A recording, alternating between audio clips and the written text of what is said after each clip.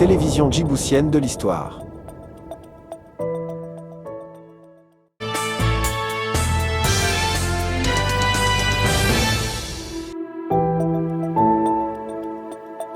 Le père de Saleh, qui avait 3 femmes et 20 enfants, était un berger nomade jusqu'à ce qu'il installe sa famille à Ali Sabieh, une ville située à environ 97 km de la capitale, Djibouti. Comme tout ailleurs dans cette jeune république, qui a tout juste soufflé les bougies de son 2e anniversaire de l'indépendance nationale, il n'y avait évidemment pas de travail à Ali Sabieh, dans son village natal.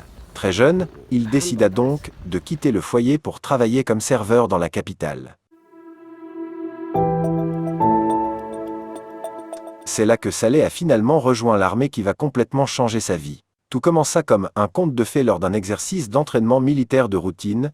Ahmed Saleh, alors nouvelle recrue dans l'armée, a été invité à courir 8 km avec le reste de sa compagnie. Et c'est la surprise générale car lui, le jeune recrue qui n'avait jamais fait de course auparavant, a terminé premier. Ayant remarqué son potentiel dans l'endurance, l'armée le recommande à la Fédération djiboutienne des sports qui recherchait à l'époque des sportifs de haut niveau susceptibles de devenir des porte-étendards pour leur pays dans les compétitions internationales. Dès lors, sa carrière d'athlète décolle sous les ailes de son non moins controversé entraîneur Jackie Fournier dont il se sépara quelques années après pour une histoire de sponsoring que notre champion n'apprécia guère. Cependant, les débuts du marathonien du désert n'ont pas été encourageants.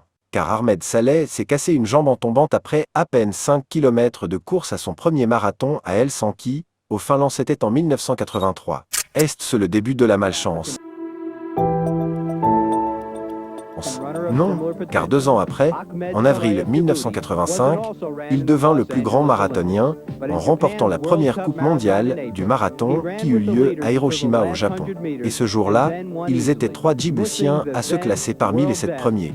Ahmed Saleh, classé premier Robleh Jama, se classa 3e. Abdiaï Sharmarke se retrouva à la 7e place. Au cours de cette même année, il participera au marathon de New York, et c'est là que les Américains font faire la connaissance de notre champion.